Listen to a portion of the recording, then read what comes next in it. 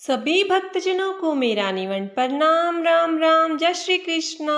पूनम सिहा की दुनिया में आप सभी का बहुत बहुत स्वागत है। भक्तजनों, हम रामचरितमानस का पाठ कर रहे हैं। कल हमने 14वें विश्राम तक की कथा में हमने श्रवण किया कि कैकेयी राजा दशरथ से भरत का राज तिलक व राम के लिए 14 वर्ष का वनवास मांगती है। राजा दशरथ यह सुनकर मूर्छित हो जाते हैं और फिर राम राम कहकर पूरी रात्रि बिता देते हैं। सुबह मंत्रीगण आते हैं, फिर राम को बुलाया जाता है। राम के पूछने पर राजा दशरथ तो कुछ बोल नहीं पाते। कैकेयी द्वारा राम को दोनों वरदानों के बारे में बताया जाता है। राम जी प्रसन्न होकर वन जाना स्वीकार करते हैं और पिता को प्रणाम करके माता कौशल्या के पास प्रणाम करने जाते हैं। माता कौशल्या आंसू भरे नेत्रों से आज्ञा देती है। सीता जी भी साथ चलने के लिए मन में ठान लेती है। आगे की कथा हम आज श्रवण करेंगे। माता के सामने सीता जी से कुछ कहने में संकुचाते हैं, पर मन में यह समझकर कि यह समय ऐसा ही है, वे बोले, हे राजकुमारी, मेरी सिखावन सुनो। मन में कुछ दूसरी तरह न समझ लेना। जो अपना और मेरा भला चाहती हो तो मेरा वचन मानकर घर रहो। हे भामिनी, मेरी आज्ञा का पालन होगा। सास की सेवा बन पड़ेगी। घर रहने में सभी प्रकार से भलाई है।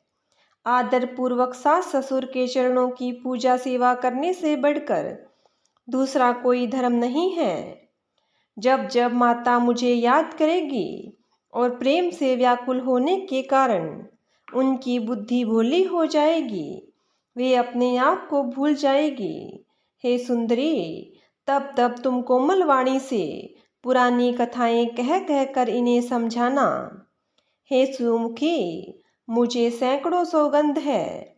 मैं यह स्वभाव से ही कहता हूँ कि मैं तुम्हें केवल माता के लिए ही घर पर रखता हूँ।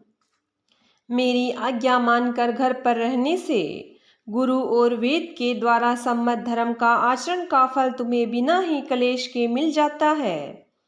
किंतु हठ के वश होकर गालव मुनि और राजा नहुष आदि सबने संकट ही सहे।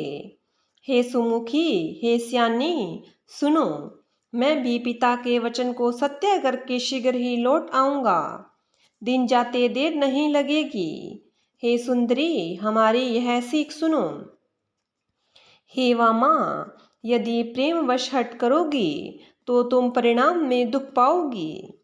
वन बड़ा ही कठिन और भयानक है। वहाँ की धूप, जाड़ा, वर्षा और हवा सभी बड़े भयानक है। रास्ते में कुछ कांटे और बहुत से कंकड़ हैं। उन पर बिना जूते के पैदल ही चलना होगा। तुम्हारे चरण कमल कोमल और सुंदर है और रास्ते में बड़े बड़े दुर्गम पर्वत है। पर्वतों की गुफाएं, खोह, नदियां, नद और नाले ऐसे अगम्य और गहरे हैं कि उनकी ओर देखा तक नहीं जाता। रींछ, बाघ, भेड़िए, सिंह और हाथी ऐसे भयानक हैं, शब्द करते हैं कि उन्हें सुनकर धीरज भाग जाता है। जमीन पर सोना, पेड़ों की छाल के वस्त्र पहनना और कंद मूल फल का भोजन करना होगा। और वे भी क्या सदा सब दिन मिलेंगे। सब कुछ अपने अपने समय के अनुकूल ही मिल सकेगा। मनुष्यों को खाने वाले निशाचर राक्षस फिरते रहते हैं। वे करोड़ों प्रकार के कपट रूप धारण कर लेते हैं। पहाड़ का पानी बहुत ही लगता है। वन की विपत्ति बखानी नहीं जाती। वन में भीषण सर्प, भयानक पक्षी और स्त्री पुरुषों को चुराने वाले राक्षसों के झुंड रहते हैं। वन की भयंकरता याद आने मात्र से धीर पुरुष भी डर जाते हैं। फिर हे मृगलोचनी, तुम तो स्वभाव से ही डरपोक हो। हे हंसगमनी, तुम वन के योग्य नहीं हो। तुम्हारे वन जाने की बात सुनकर लोग मुझे अपयश देंगे, बुरा कहेंगे। मानसरोवर के अमृत के समान जल से पाली हुई हंसनी, कहीं खारे समुंदर में जा सकती है। नवीन आम के वन में विहार करने वाली कोयल क्या करील के जंगल में शोभा पाती है। हे चंद्रमुखी, हृदय में ऐसा विचार कर तुम घर ही पर रहो, वन में बड़ा कष्ट है। स्वाभाविक ही हित चाहने वाले गुरु और स्वामी की सीख को जो सिर चढ़ाकर नहीं मानता, वह हृदय में भरपेट पछताता है और उसके हित की हानि अवश्य होती है। प्रियतम के कोमल और मनोहर वचन सुनकर सीता जी के सुंदर नेत्र जल से भर गए। श्री राम जी की यह शीतल सीख उनको कैसी जलाने वाली हुई, जैसे चकवी को शरद ऋतु की चांदनी रात होती है। जानकी जी से कुछ उत्तर देते नहीं बनता। वे यह सोचकर व्याकुल हो उठी कि मेरे पवित्र और प्रेमी स्वामी मुझे छोड़ जाना चाहते हैं।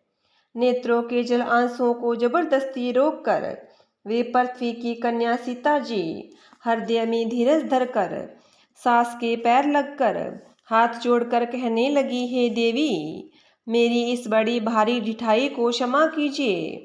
मुझे प्राणपति ने वही शिक्षा दी है जिससे मेरा परम हित हो, परंतु मैंने मन में समझकर देख लिया कि पति के वियोग के समान जगत में कोई दुख नहीं है। हे प्राणनाथ, हे दया के धाम, हे सुंदर, हे सुखों को देने वाले, हे सुजान, हे रघुकुल रूपी कुमुद के खिलाने वाले चंद्रमा, आपके बिना स्वर्ग भी मेरे लिए नरक के समान है। माता पिता बहन, प्यारा भाई, प्यारा परिवार, मित्रों का समुदाय, सास ससुर गुरु, सवजन बंधु बांधव, सहायक और सुंदर सुशील और सुख देने वाला पुत्र, हे नाथ, जहाँ तक स्नेह के नाते हैं, पति के बिना स्त्री को सभी सूर्य से भी बढ़कर तपाने वाले हैं। शरीर, धन, घर, पृथ्वी, नगर और राज्य, पति के बिना स्त्री के लिए यह सब शोक का समाज है। भोग रोग के समान है, गहने भार रूप है और संसार यम यातना नरक की पीड़ा के समान है। हे प्राणनाथ, आपके बिना जगत में मुझे कहीं कुछ भी नहीं सुखदायी लगेगा। जैसे बिना जीव के देह और बिना जल के नदी, वैसे ही हे नाथ, बिना पुरुष के स्त्री है। हे नाथ, आपके साथ रहकर आपका शरद पूर्णिमा के निर्मल चंद्रमा के समान मुख देखने से मुझे समस्त सुख प्राप्त होंगे। हे नाथ, आपके साथ पक्षी और पशु ही मेरे कुटुंबी होंगे। वन ही, नगर और वृक्षों की छाल ही निर्मल वस्त्र होंगे और पर्णकुटी पत्तों की बनी झोपड़ी ही स्वर्ग के समान सुखों की मूल होगी। उदार हृदय के वन देवी और वन देवता ही सास ससुर के समान मेरी सार संभाल करेंगे और कुशा और पत्तों की सुंदर साथी बिशोना ही प्रभु के साथ कामदेव की मनोहर तोषक के समान होगी। कंदमूल और फल ही अमृत के समान आहार होंगे और वन के पहाड़ ही अयोध्या के सैकड़ों राजमहलों के समान होंगे। क्षण क्षण में प्रभु के चरण कमलों को देख देख कर मैं ऐसी आनंदित रहूंगी जैसी दिन में चकवी रहती है। हे नाथ, आपने वन के बहुत से दुख और बहुत से भय, विषाद और संताप कहे, परंतु हे कृपा निधान, वे सब मिलकर भी प्रभु आपके वियोग से होने वाले दुख के लवलेश के समान भी नहीं हो सकते। ऐसी जी में जानकर हे सुजान शिरोमणि, आप मुझे साथ ले लीजिए, यहाँ न छोड़िए। हे स्वामी, मैं अधिक क्या विनती करूं, आप करुणामय हैं और सबके हृदय के अंदर की जानने वाले हैं। हे दीन बंधु, हे सुंदर, हे सुख देने वाले, हे शील और प्रेम के भंडार, यदि अवधि 14 वर्ष तक मुझे अयोध्या में रखते हैं तो जान लीजिए कि मेरे प्राण नहीं रहेंगे। क्षण क्षण में आपके चरण कमलों को देखते रहने से मुझे मार्ग चलने में थकावट न होगी। हे प्रियतम, मैं सभी प्रकार से आपकी सेवा करूंगी और मार्ग चलने से होने वाली सारी थकावट को दूर कर दूंगी। आपके पैर धोकर पेड़ों की छाया में बैठकर मन में प्रसन्न होकर हवा करूंगी, पंखा झलूंगी। पसीने की बूंदों सहित श्याम शरीर को देखकर प्राणपति के दर्शन करते हुए दुख के लिए मुझे अवकाश ही नहीं रहेगा। समतल भूमि पर घास और पेड़ों के पत्ते बिछाकर यह दासी रात भर आपके चरण दबावेगी। बार बार आपकी कोमल मूर्ति को देखकर मुझको गर्म हवा भी न लगेगी। प्रभु के साथ रहते मेरी ओर आंख उठाकर देखने वाला कौन है? अर्थात कोई नहीं देख सकता। जैसे सिंह की स्त्री सिंहनी को खरगोश और सियार नहीं देख सकते। मैं सुकुमारी हूँ और नाथ वन के योग्य है। आपको तो तपस्या उचित है और मुझको विषय भोग। ऐसे कठोर वचन सुनकर भी जब मेरा हृदय न फटा तो हे प्रभु, मालूम होता है ये पामर प्राण आपके वियोग का भीषण दुख सहेंगे। ऐसा कहकर सीता जी बहुत ही व्याकुल हो गई। वे वचन के वियोग को भी न संभाल सकी। अर्थात शरीर वियोग की बात तो अलग रही, वचन से भी वियोग की बात सुनकर वे अत्यंत विकल हो गई। उनकी यह दशा देखकर श्री रघुनाथ जी ने अपने जी में जान लिया कि हठपूर्वक इन्हें यहाँ रखने से ये प्राणों को न रखेगी। तब कृपालु सूर्यकुल के स्वामी श्री रामचंद्र जी ने कहा कि सोच छोड़कर मेरे साथ वन को चलो। आज विषाद करने का अवसर नहीं है, परंतु तुरंत वन गमन की तैयारी करो। श्री रामचंद्र जी ने प्रिय वचन कहकर प्रियतमा सीता जी को समझाया। फिर माता के पैर लगकर आशीर्वाद प्राप्त किया। माता ने कहा, बेटा जल्दी लौटकर प्रजा के दुख को मिटाना और यह निठुर माता तुम्हें भूल न जाए। हे विधाता, क्या मेरी दशा भी फिर पलटेगी? क्या अपने नेत्रों से मैं इस मनोहर जोड़ी को फिर देख पाऊंगी? हे पुत्र, यह सुंदर दिन और शुभ घड़ी कब होगी जब तुम्हारी जननी जीते जी ही तुम्हारा चांद सा मुखड़ा फिर देखेगी। हे तात, वत्स कहकर, लाल कहकर, रघुपति कहकर, रघुवर कहकर मैं फिर कब तुम्हें बुलाकर हृदय से लगाऊंगी और हर्षित होकर तुम्हारे अंगों को देखूंगी। यह देखकर कि माता स्नेह के मारे अधीर हो गई है और इतनी अधिक व्याकुल है कि मुंह से वचन नहीं निकलता। श्री रामचंद्र जी ने अनेक प्रकार से उन्हें समझाया। वह समय और स्नेह वर्णन नहीं किया जा सकता। तब जानकी जी सास के पांव लगी और बोली, हे माता सुनिए, मैं बड़ी अभागिनी हूँ। आपकी सेवा करने के समय देव ने मुझे वनवास दे दिया, मेरा मनोरथ सफल न किया। आप शोभ का त्याग कर दें, परंतु कृपा न छोड़िएगा। कर्म की गति कठिन है, मुझे भी कुछ दोष नहीं है। सीता जी के वचन सुनकर सास व्याकुल हो गई। उनकी दशा को मैं किस प्रकार बखान करूं? उन्होंने सीता जी को बार बार हृदय से लगाया और धीरज धरकर शिक्षा दी और आशीर्वाद दिया कि जब तक गंगा जी और यमुना जी में जल की धारा बहे तब तक तुम्हारा सुहाग अचल रहे।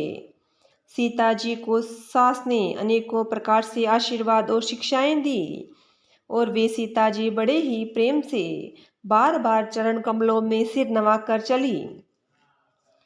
जब लक्ष्मण जी ने ये समाचार पाए तब वे व्याकुल होकर उदास मुख उठ दौड़े। शरीर कांप रहा है, रोमांच हो रहा है, नेत्र आंसुओं से भरे हैं।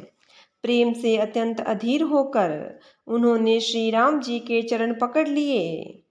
वे कुछ कह नहीं सकते, खड़े खड़े देख रहे हैं।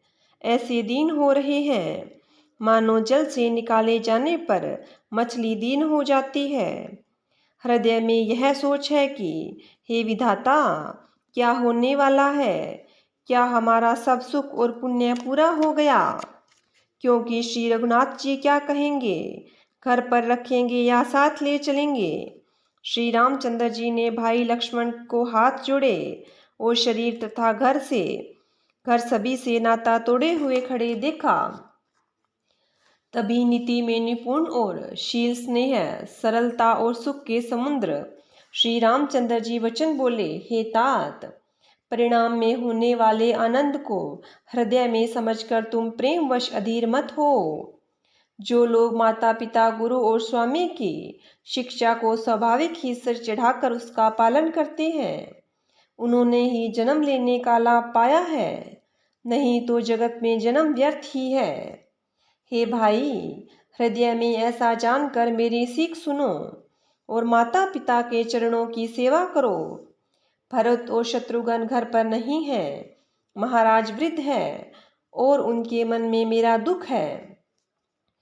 इस अवस्था में मैं तुमको साथ लेकर वन जाऊं तो अयोध्या सभी प्रकार से अनाथ हो जाएगी।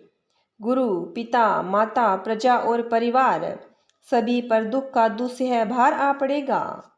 अतः तुम यहीं रहो और सबका संतोष करते रहो, नहीं तो हे तात, बड़ा दोष होगा। जिसके राज्य में प्यारी प्रजा दुखी रहती है, वह राजा अवश्य ही नरक का अधिकारी होता है। हे तात, ऐसी नीति विचार कर तुम घर रह जाओ। यह सुनते ही लक्ष्मण जी बहुत ही व्याकुल हो गए। इन शीतल वचनों से वे कैसे सूख गए, जैसे पाले के स्पर्श से कमल सूख जाता है। प्रेमवश लक्ष्मण जी से कुछ उत्तर देते नहीं बनता। उन्होंने व्याकुल होकर श्री राम जी के चरण पकड़ लिए और कहा, हे नाथ, मैं दास हूँ और आप स्वामी हैं, अतः आप मुझे छोड़ ही दे तो मेरा क्या वश है। हे स्वामी, आपने मुझे सीख तो बड़ी अच्छी दी, पर मुझे अपनी कायरता से वह मेरे लिए पहुँच के बाहर लगी। शास्त्र और नीति के तो वे ही श्रेष्ठ पुरुष अधिकारी हैं जो धीर है और धर्म की धुरी को धारण करने वाले हैं। मैं तो प्रभु आपके स्नेह से में पला हुआ छोटा बच्चा हूँ। कहीं हंस भी मंदराचल या सुमेरु पर्वत को उठा सकते हैं। हे नाथ, स्वभाव से ही कहता हूँ, आप विश्वास करें, मैं आपको छोड़कर गुरु, पिता, माता किसी को भी नहीं जानता।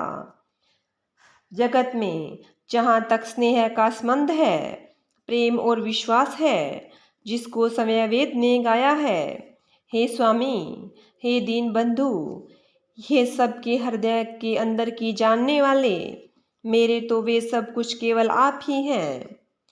धर्म और नीति का उपदेश तो उसको करना चाहिए जिसे कीर्ति, विभूति, ऐश्वर्य या सद्गति प्यारी हो, परंतु जो मन, वचन और कर्म से चरणों में ही प्रेम रखता हो, हे कृपा सिंधु, क्या वह भी त्याग के योग्य है। दया के समुद्र श्री रामचंद्र जी ने भले भाई के कोमल और नम्रता युक्त वचन सुनकर और उन्हें स्नेह के कारण डरे हुए जानकर हृदय से लगाकर समझाया और कहा, हे भाई, जाकर माता से विदा मांग आओ और जल्दी वन को चलो। रघुकुल में श्रेष्ठ श्री राम जी की वाणी सुनकर लक्ष्मण जी आनंदित हो गए। बड़ी हानि दूर हो गई और बड़ा लाभ हुआ। वे हर्षित हृदय से माता सुमित्रा जी के पास आए, मानो अंधा फिर से नेत्र पा गया हो। उन्होंने जाकर माता के चरणों में मस्तक नवाया, किंतु उनका मन रघुकुल को आनंद देने वाले श्री राम जी और जानकी जी के साथ था। माता ने उदास मन देखकर उनका कारण पूछा। लक्ष्मण जी ने सब कथा विस्तार से कह सुनाई। सुमित्रा जी कठोर वचनों को सुनकर ऐसी सहम गई जैसे हिरणी चारों ओर वन में आग लगी देखकर सहम जाती है। लक्ष्मण ने देखा कि आज अब अनर्थ हुआ है, ये स्नेहवश काम बिगाड़ देगी, इसलिए वे विदा मांगते हुए डर के मारे सकुचाते हैं और मन ही मन सोचते हैं कि हे विधाता, माता साथ जाने को कहेगी या नहीं। सुमित्रा जी ने श्री राम जी और सीता जी के रूप, सुंदरशील स्वभाव को समझकर और उन पर राजा का प्रेम देखकर अपना सिर पीटा और कहा कि पापिनी केकई ने बुरी तरह घात लगाया, परंतु कुसमय जानकर धैर्य धारण किया और स्वभाव से ही हित चाहने वाली सुमित्रा जी कोमल वाणी से बोली, हे तात, जानकी जी तुम्हारी माता है और सब प्रकार से स्नेह करने वाले श्री रामचंद्र जी तुम्हारे पिता हैं। जहाँ श्री राम जी का निवास हो वही अयोध्या है, जहाँ सूर्य का प्रकाश हो वही दिन है। यदि निश्चय ही सीताराम वन को जाते हैं तो अयोध्या में तुम्हारा कुछ भी काम नहीं है। गुरु, पिता, माता, भाई, देवता और स्वामी, इन सब की सेवा प्राण के समान करनी चाहिए। फिर श्री रामचंद्र जी तो प्राणों के भी प्रिय हैं, हृदय के भी जीवन है और सभी के स्वार्थ रहित सखा है। जगत में जहाँ तक पूजनीय और परम प्रिय लोग हैं वे सब राम जी के नाते से ही पूजनीय और परम प्रिय मानने योग्य है। हृदय में ऐसा जानकर हे तात, उनके साथ वन जाओ और जगत में जीने का लाभ उठाओ। मैं बलिहारी जाती हूँ। हे पुत्र, मेरे समेत तुम बड़े ही सौभाग्य के पात्र हुए जो तुम्हारे चित्त ने छल छोड़कर श्री राम जी के चरणों में स्थान प्राप्त किया है। संसार में वही युवती स्त्री पुत्रवती है जिसका पुत्र श्री रघुनाथ जी का भक्त हो, नहीं तो जो राम से विमुख पुत्र से अपना हित जानती है वह तो बांझ ही अच्छी। पशु की भांति उसका ब्याना पुत्र प्रसव करना व्यर्थ ही है। तुम्हारे ही भाग्य से श्री राम जीवन को जा रहे हैं। हे तात, दूसरा कोई कारण नहीं है। संपूर्ण पुण्यों का सबसे बड़ा फल यही है कि श्री सीताराम जी के चरणों में स्वाभाविक प्रेम हो। राग, रोष, ईर्ष्या, मद और मोह इनके वश स्वप्न में भी मत होना। सब प्रकार के विकारों का त्याग कर मन, वचन और कर्म से श्री सीताराम जी की सेवा करना। तुमको वन में सब प्रकार से आराम है जिसके साथ श्री राम जी और सीता जी रूप माता पिता हैं। हे पुत्र, तुम वही करना जिससे श्री रामचंद्र जीवन में क्लेश न पावे। मेरा यही उपदेश है। हे तात, मेरा यही उपदेश है, अर्थात तुम वही करना जिस सेवन में तुम्हारे कारण श्री राम जी और सीता जी सुख पावे और पिता, माता, प्रिय परिवार और नगर के सुखों को याद भूल जाए। तुलसीदास जी कहते हैं कि सुमित्रा जी ने इस प्रकार हमारे प्रभु श्री लक्ष्मण जी को शिक्षा देकर वन जाने की आज्ञा दी और फिर यह आशीर्वाद दिया कि श्री सीता जी और श्री रघुवीर जी के चरणों में तुम्हारा निर्मल, निष्काम और अनन्य एवं प्रगाढ़ प्रेम नित नित नया हो।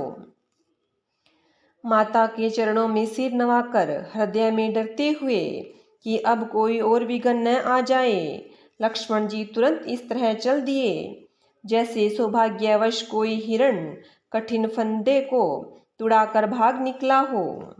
लक्ष्मण जी वहां गए जहां श्री जानकी नाथ जी थे और प्रिय का साथ पाकर मन में बड़े ही प्रसन्न हुए। श्री राम जी और सीता जी के सुंदर चरणों की वंदना करके वे उनके साथ चले और राजभवन में आए। नगर के स्त्री पुरुष आपस में कह रहे हैं कि विधाता ने खूब बनाकर बात बिगाड़ी। उनके शरीर दुबले पतले, मन दुखी और मुख उदास हो रहे हैं। वे ऐसे व्याकुल हैं जैसे शहद छीन लिए जाने पर शहद की मधुमक्खियां व्याकुल होती है। सब हाथ मल रहे हैं और सिर धुनकर पीट कर पछता रहे हैं, मानो बिना पंख के पक्षी व्याकुल हो रहे हैं। राजद्वार पर बड़ी भारी भीड़ हो रही है। अपार विषाद का वर्णन नहीं किया जा सकता। श्री रामचंद्र जी पधारे हैं, ये प्रिय वचन कहकर मंत्री ने राजा को उठाकर बैठाया। सीता सहित दोनों पुत्रों को वन के लिए तैयार देखकर राजा बहुत व्याकुल हुए। सीता सहित दोनों सुंदर पुत्रों को देख देख कर राजा उकुलाते हैं और स्नेहवश बारंबार उन्हें हृदय से लगा लेते हैं। राजा व्याकुल है, बोल नहीं सकते, हृदय में शोक से उत्पन्न हुआ भयानक संताप है। तब रघुकुल के वीर श्री रामचंद्र जी ने अत्यंत प्रेम से चरणों में सिर नवाकर उनसे विदा मांगी। हे पिताजी, मुझे आशीर्वाद और आज्ञा दीजिए। हर्ष के समय आप शोक क्यों कर रहे हैं? हे तात, प्रिय के प्रेमवश प्रमाद कर्तव्य में त्रुटि करने से जगत में यश जाता रहेगा और निंदा होगी। यह सुनकर स्नेहवश राजा ने उठकर श्री रघुनाथ जी की बाह पकड़कर उन्हें बैठा लिया और कहा, हे तात, सुनो, तुम्हारे लिए मुनि लोग कहते हैं कि श्री राम चराचर के स्वामी हैं। शुभ और अशुभ कर्मों के अनुसार ईश्वर हृदय में विचार कर फल देता है। जो कर्म करता है वही फल पाता है, ऐसी वेद की नीति है। यह सब कोई कहते हैं, किंतु इस अवसर पर तो इसके विपरीत हो रहा है। अपराध तो कोई और ही करे और उसका फल कोई और ही पावे। भगवान की लीला बड़ी विचित्र है, उसे जानने योग्य जगत में कौन है? राजा ने इस प्रकार श्री रामचंद्र जी को रखने के लिए छल छोड़कर बहुत ही उपाय किए, पर जब उन्होंने धर्म धुरंधर, धीर और बुद्धिमान श्री राम जी का रुख देख लिया और वे रहते हुए न जान पड़े, तब राजा ने सीता जी को हृदय से लगा लिया और बड़े प्रेम से बहुत प्रकार की शिक्षा दी। वन के दुसह दुख कहकर सुनाए। फिर सास ससुर और पिता के पास रहने के सुखों को समझाया। परंतु सीता जी का मन श्री रामचंद्र जी के चरणों में अनुरक्त था, इसलिए उन्हें घर अच्छा नहीं लगा और न वह वन भयानक लगा।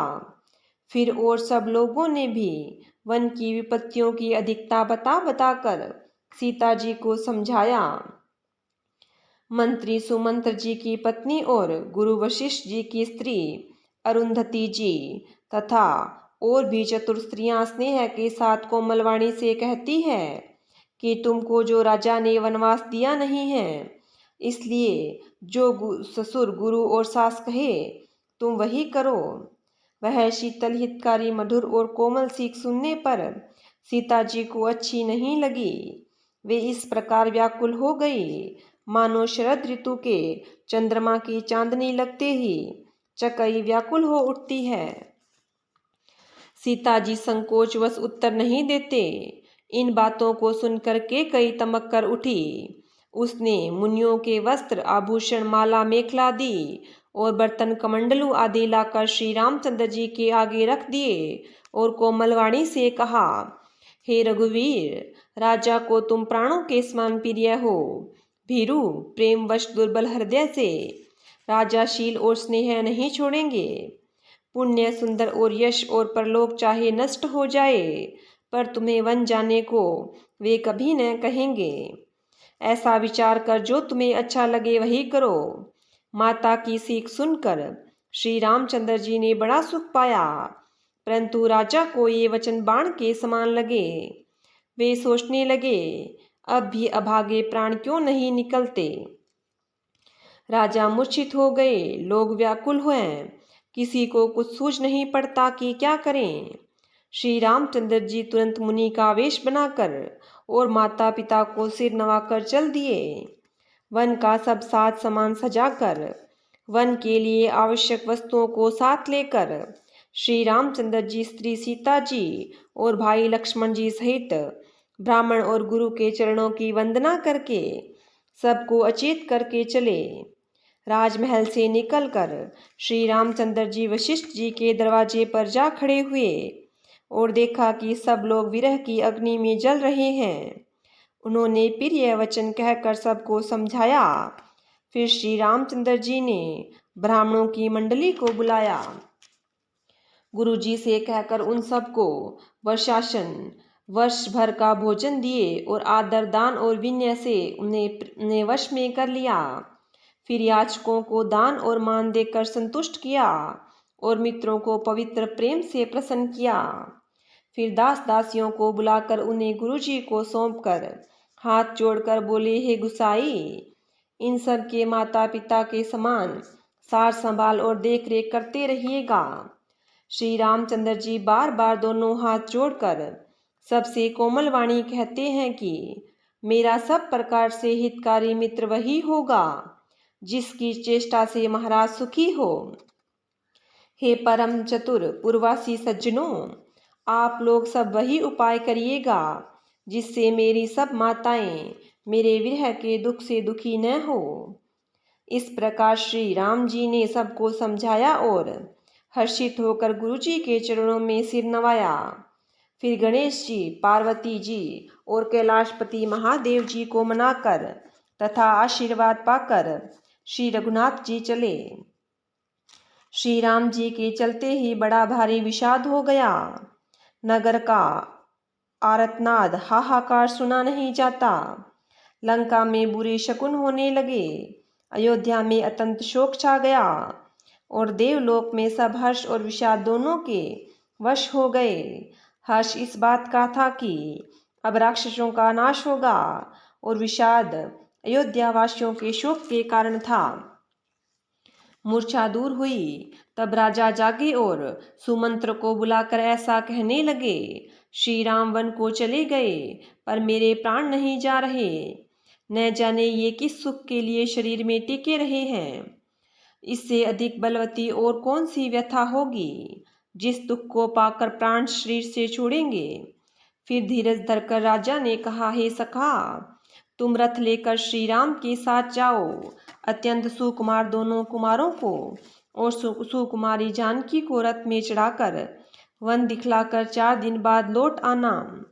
यदि धैर्यवान दोनों भाई न लौटे, क्योंकि श्री रघुनाथ जी प्रण के सच्चे और दृढ़ता से नियम पालन करने वाले हैं, तो तुम हाथ जोड़कर विनती करना कि हे प्रभु, जनक कुमारी सीता जी को तो लौटा दीजिए। जब सीता वन को देखकर डरे तब मौका पाकर मेरी यह सीख उनसे कहना कि तुम्हारे सास और ससुर ने ऐसा संदेश कहा है कि हे पुत्री, तुम लौट चलो, वन में बहुत क्लेश है। तभी कभी पिता के घर, कभी ससुराल, जहाँ तुम्हारी इच्छा हो वहीं रहना। इस प्रकार तुम बहुत से उपाय करना। यदि सीता जी लौट आई तो मेरे प्राणों को सहारा हो जाएगा, नहीं तो अंत में मेरा मरण ही होगा। विधाता के विपरीत होने पर कुछ वश नहीं चलता। हाँ राम, लक्ष्मण और सीता को लाकर दिखाओ। ऐसा कहकर राजा मूर्छित होकर पृथ्वी पर गिर पड़े। सुमंत्र जी राजा की आज्ञा पाकर सिर नवाकर और बहुत जल्दी रथ जुड़वाकर वहां गए जहां नगर के बाहर सीता जी सहित दोनों भाई थे। तब वहां पहुंचकर सुमंत्र ने राजा के वचन श्री रामचंद्र जी को सुनाए और विनती करके उनको रथ पर चढ़ाया।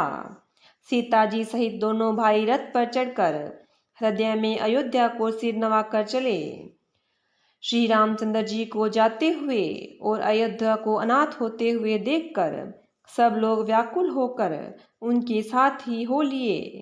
कृपा के समुद्र श्री राम जी उन्हें बहुत तरह से समझाते हैं तो वे अयोध्या की ओर लौट जाते हैं, परंतु प्रेमवश फिर नहीं लौट आते। अयोध्यापुरी बड़ी डरावनी लग रही है, मानो अंधकारमयी काल रात्रि ही हो। नगर के नर नारी भयंकर जंतुओं के समान एक दूसरे को देखकर डर रहे हैं। घर शमशान, कुटुंबी भूत प्रेत और पुत्र हितैषी और मित्र मानो यमराज के दूत है। बगीचों में वृक्ष और बेलें कुमला रही है। नदी और तालाब ऐसे भयानक लगते हैं कि उनकी ओर देखा भी नहीं जाता। करोड़ों घोड़े, हाथी, खेलने के लिए पाले हुए हिरण, नगर के गाय, बैल, बकरी आदि पशु, पपैये, मोर, कोयल, चकवे, तोते, मैना, सारस, हंस और चकोर श्री राम जी के वियोग में सभी व्याकुल हुए। जहां तहां ऐसे चुपचाप स्थिर होकर खड़े हैं मानो तस्वीरों में लिखकर बनाए हुए हो। नगर मानो फलों से परिपूर्ण बड़ा भारी सघन वन था। नगर निवासी सब स्त्री पुरुष, बहुत से पशु पक्षी थे, अर्थात अवधपुरी। अर्थ, धर्म, काम, मोक्ष चारों फलों को देने वाली नगरी थी और सब स्त्री पुरुष सुख से उन फलों को प्राप्त करते थे। विधाता ने केकई को भीलनी बनाया, जिससे 10 दिशाओं में दूसरे दावाग्नि भयानक आग लगा दी, जिसने चारों दिशाओं में दूसरे भयानक आग लगा दी। श्री रामचंद्र जी के विरह की इस अग्नि को लोग सह न सके। सब लोग व्याकुल होकर भाग चले। सब ने मन में विचार कर लिया कि श्री राम जी, लक्ष्मण जी और सीता जी के बिना सुख नहीं है। जहाँ श्री राम जी रहेंगे वहीं सारा समाज रहेगा। श्री रामचंद्र जी के बिना अयोध्या में हम लोगों को कुछ काम नहीं है। ऐसा विचार कर दृढ़ करके देवताओं को भी दुर्लभ सुखों से पूर्ण घरों को छोड़कर सब श्री राम जी के साथ चल पड़े। जिनको श्री राम जी के चरण प्यारे हैं उन्हें क्या कभी विषय भोग वश में कर सकते हैं। बच्चे और बूढ़ों को घर में छोड़कर सब लोग साथ हो लिए। पहले दिन श्री रघुनाथ जी ने तमसा नदी के तीर पर निवास किया। प्रजा को प्रेम वश देखकर श्री रघुनाथ जी के दयालु हृदय में बड़ा दुख हुआ। प्रभु श्री रघुनाथ जी करुणामय हैं। पराई पीड़ा को वे तुरंत पा जाते हैं, अर्थात दूसरों के दुख को देखकर वे स्वयं दुखित हो जाते हैं। प्रेम युक्त कोमल और सुंदर वचन कहकर श्री राम जी ने बहुत प्रकार से लोगों को समझाया और बहुतेरे धर्म संबंधी उपदेश दिए, परंतु प्रेम वश लोग लौटाए नहीं लौटते। शील और स्नेह छोड़ा नहीं जाता। श्री रघुनाथ जी असमंजस के अधीन हो गए, दुविधा में पड़ गए। शोक और परिश्रम थकावट के मारे लोग सो गए और कुछ देवताओं की माया से भी उनकी बुद्धि मोहित हो गई। जब दोपहर रात बीत गई तब श्री रामचंद्र जी ने प्रेम पूर्वक मंत्री सुमंत्र से कहा, हे तात, रथ की खोज मारकर अर्थात पहियों के चिन्हों की दिशाओं का पता न चले, इस प्रकार रथ को हाँकिए और किसी उपाय से बात नहीं बनेगी। शंकर जी के चरणों में सिर नवाकर श्री राम जी, लक्ष्मण जी और सीता जी रथ पर सवार हुए। मंत्री ने तुरंत रथों को इधर उधर खोज छिपाकर चला दिया। सवेरा होते ही सब लोग जागे तो बड़ा शोर मचा कि श्री रघुनाथ जी चले गए, कहीं रथ का खोज नहीं पाते।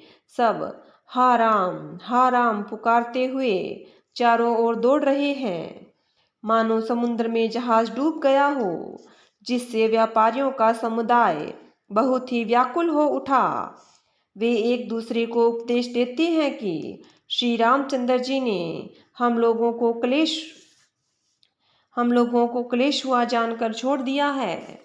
वे लोग अपनी निंदा करते हैं और मछलियों की सराहना करते हैं और कहते हैं, श्री रामचंद्र जी के बिना हमारे जीने को धिक्कार है। विधाता ने यदि प्यारे का वियोग ही रचा तो फिर उनसे मांगने पर मृत्यु क्यों नहीं दी।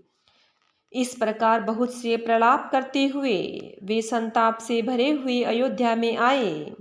उन लोगों की विषम वियोग की दशा का वर्णन नहीं किया जा सकता। 14 साल की अवधि की आशा से ही वे प्राणों को रख रहे हैं। सब स्त्री पुरुष श्री रामचंद्र जी के दर्शन करने के लिए नियम और व्रत करने लगे। ऐसे दुखी हो गए जैसे चकवा चकवी और कमल सूर्य के बिना दीन हो जाते हैं। सीता जी और मंत्री जी सहित दोनों भाई श्रृंगवेरपुर जा पहुँचे, जहाँ गंगा जी को देखकर श्री राम जी रथ से उतर पड़े और बड़े हर्ष के साथ उन्हें दंडवत की। लक्ष्मण जी, सुमंत्र जी और सीता जी ने भी प्रणाम किया। सबके साथ श्री रामचंद्र जी ने सुख पाया। गंगा जी समस्त आनंद मंगलों की मूल है। वे सब सुखों को करने वाली और सब पीड़ाओं को हरने वाली है। अनेक कथा प्रसंग कहते हुए श्री राम जी गंगा जी की तरंगों को देख रहे हैं। उन्होंने मंत्री को, छोटे भाई लक्ष्मण को और प्रिया सीता जी को देव नदी गंगा जी की बड़ी महिमा सुनाई। इसके बाद सबने स्नान किया। जिससे मार्ग का सारा श्रम थकावट दूर हो गया और पवित्र जल पीते ही मन प्रसन्न हो गया। जिसके स्मरण मात्र से बार बार जन्मने और मरने का महान श्रम मिट जाता है, उनको श्रम होना यह केवल लौकिक व्यवहार नर लीला है। शुद्ध प्रकृति जन्य त्रिगुणों से रहित मायातीत दिव्य मंगल विग्रह सच्चिदानंद कंद स्वरूप सूर्यकुल के ध्वजारूप भगवान श्री रामचंद्र जी ने मनुष्यों के सदृश ऐसे चरित्र किए हैं जो संसार रूपी समुद्र को पार उतारने के लिए पुल के समान हैं। जब निषादराज गुह ने यह खबर पाई, तब आनंदित होकर उसने अपने प्रियजनों और भाई बंधुओं को बुला लिया और भेंट देने के लिए फल मूल कंद लेकर और उन्हें भारों बहगियों को भरकर मिलने के लिए चला। उसके हृदय में हर्ष का पार नहीं था। दंडवत करके भेंट सामने रखकर वह अत्यंत प्रेम से प्रभु को देखने लगा। श्री रघुनाथ जी स्वाभाविक स्नेह के वश होकर उसे अपने पास बैठाकर कुशल पूछी। निषाद राज ने उत्तर दिया, हे नाथ, आपके चरण कमल के दर्शन से मैं भी कुशल हूँ। आपके चरणारविंदों का दर्शन करके आज मैं भाग्यवान पुरुषों की गिनती में आ गया। हे देव, यह पृथ्वी धन और घर सब आपका है। मैं तो परिवार सहित आपका नीच सेवक हूँ। अब कृपा करके श्रृंगवेरपुर में पधारिए और इस दास की प्रतिष्ठा बढ़ाइए, जिससे सब लोग मेरे भाग्य की बड़ाई करें। श्री रामचंद्र जी ने कहा, हे सुजान सखा, तुमने जो कुछ कहा सब सत्य है, परंतु पिताजी ने मुझको और ही आज्ञा दी है। उनके आज्ञानुसार मुझे 14 वर्ष तक मुनियों का व्रत और वेश धारण कर और मुनियों के योग्य आहार करते हुए वन में ही बसना है। गांव के भीतर निवास करना उचित नहीं है। यह सुनकर गुह को बड़ा दुख हुआ। श्री राम जी, लक्ष्मण जी और सीता जी के रूप को देखकर गांव के स्त्री पुरुष प्रेम के साथ चर्चा करते हैं। कोई कहती है, हे सखी, कहो तो वे माता पिता कैसे हैं जिन्होंने ऐसे सुंदर सुकुमार बालकों को वन में भेज दिया। कोई एक कहते हैं, राजा ने अच्छा ही किया, इसी बहाने हमें भी ब्रह्मा ने नेत्र का लाभ दिया। तब निषाद राज ने हृदय में अनुमान किया तो अशोक के पेड़ को उनके ठहरने के लिए मनोहर समझा। उसने श्री रघुनाथ जी को ले जाकर वह स्थान दिखाया। श्री रामचंद्र जी ने देखकर कहा कि यह सब प्रकार से सुंदर है। पूर्ववासी लोग जोहार वंदना करके अपने अपने घर को लौटे और श्री रामचंद्र जी संध्या करने पधारे। गुह ने इसी बीच कुश और कोमल पत्तों की कोमल और सुंदर साथरी सजाकर बिछा दी और पवित्र मीठे और कोमल देख देख कर दोनों को भर भर कर फल मूल और पानी रख दिया, अर्थात अपने हाथ से फल मूल दोनों को भर भर कर रख दिए। सीता जी, सुमंत्र जी और भाई लक्ष्मण जी सहित कंदमूल फल खाकर रघुकुल मणि श्री रामचंद्र जी लेट गए। भाई लक्ष्मण उनके पैर दबाने लगे। फिर प्रभु श्री रामचंद्र जी को सोते जानकर लक्ष्मण जी उठे और कोमल वाणी से मंत्री सुमंत्र जी को सोने के लिए कहकर वहां से कुछ दूर पर धनुष बाण से सजकर वीरासन पर बैठकर जागने पहरा देने लगे। गुह ने विश्वास पात्र पहरेदारों को बुलाकर अत्यंत प्रेम से जगह जगह नियुक्त कर दिया और आप कमर में तरकश बांधकर और धनुष बाण चढ़ाकर लक्ष्मण जी के पास जा बैठा। प्रभु को जमीन पर सोते देखकर प्रेमवश निषाद राज के हृदय में विषाद हो आया। उसका शरीर पुलकित हो गया और नेत्रों से प्रेमाश्रु जल बहने लगे। वह प्रेम सहित लक्ष्मण जी से वचन कहने लगा, महाराज दशरथ जी का महल तो स्वभाव से ही सुंदर है। इंद्र भवन भी जिसकी समानता नहीं कर सकता। उसके सुंदर मणियों के रचे चौबारे, छतों के ऊपर बंगले हैं, जिन्हें मनोरथी के पति कामदेव ने अपने ही हाथों सजाकर बनाया है, जो पवित्र, बड़े ही विलक्षण, सुंदर भोग पदार्थों से पूर्ण और फूलों की सुगंध से सुवासित है, जहाँ सुंदर पलंग और मणियों के दीपक हैं तथा सब प्रकार से पूरा आराम है, जहाँ ओढ़ने बिछाने के अनेकों वस्त्र, तकिए और गद्दे हैं, जो दूध की फैन के समान कोमल, निर्मल, उज्जवल और सुंदर है। वहाँ उन चौबारों में श्री सीता जी और श्री रामचंद्र जी रात को सोया करते थे और अपनी शोभा से रति और कामदेव के गर्व को हरण करते थे। वही श्री सीता जी और श्री राम जी आज घास फूस की साथरी पर थके हुए बिना वस्त्र के ही सोए हैं। ऐसी दशा में वे देखे नहीं जाते। माता पिता, कुटुंबी, पूर्वसी प्रजा, मित्र, अच्छे शील स्वभाव के दास दासियां, सब जिनकी अपने प्राणों की तरह सार संभाल करते थे, वही प्रभु श्री रामचंद्र जी आज पृथ्वी पर सो रहे हैं। जिनके पिता जनक जी हैं, जिनका प्रभाव जगत में प्रसिद्ध है, जिनके ससुर इंद्र के मित्र रघुराज दशरथ जी हैं और पति श्री रामचंद्र जी हैं, वही जानकी जी आज जमीन पर सो रही है। विधाता किसको प्रतिकूल नहीं होता। सीता जी और श्री रामचंद्र जी क्या वन के योग्य हैं। लोग सच कहते हैं कि भाग्य ही प्रधान है। के राज की लड़की नीच बुद्धि के कई ने बड़ी ही कुटिलता की, जिससे रघुनंदन श्री राम जी को और जानकी जी को सुख के समय दुख दिया। वह सूर्य कुल रूपी वृक्ष के लिए कुल्हाड़ी हो गई। उस कुबुद्धि ने संपूर्ण विश्व को दुखी कर दिया। श्री राम जी सीता जी को जमीन पर सोते देखकर निषाद को बड़ा दुख हुआ। तब लक्ष्मण जी ज्ञान, वैराग्य और भक्ति के रस में सनी हुई मीठी और कोमल वाणी बोले, हे भाई, कोई किसी को सुख दुख देने वाला नहीं है। सब अपने ही किए कर्मों का फल भोगते हैं। संयोग मिलना, वियोग बिछुड़ना, भले बुरे भोग, शत्रु मित्र और उदासीन, ये सभी भ्रम के फंदे हैं। जन्म मृत्यु, संपत्ति विपत्ति, कर्म और काल, जहाँ तक जगत के जंजाल हैं, धरती, घर, धन, नगर, परिवार, स्वर्ग और नरक आदि जहाँ तक व्यवहार है, जो देखने, सुनने और मन के अंदर विचारने में आते हैं, इन सब का मूल मोह अज्ञान ही है। परमार्थतः ये नहीं है। जैसे स्वप्न में राजा भिखारी हो जाए या कंगाल स्वर्ग का स्वामी इंद्र हो जाए तो जागने पर लाभ या हानि कुछ नहीं है, वैसे ही इस दृश्य प्रपंच को हृदय से देखना चाहिए। ऐसा विचार कर क्रोध नहीं करना चाहिए और न किसी को व्यर्थ दोष ही देना चाहिए। सब लोग मोह रूपी रात्रि में सोने वाले हैं और सोते हुए उन्हें अनेकों प्रकार के स्वप्न दिखाई देते हैं।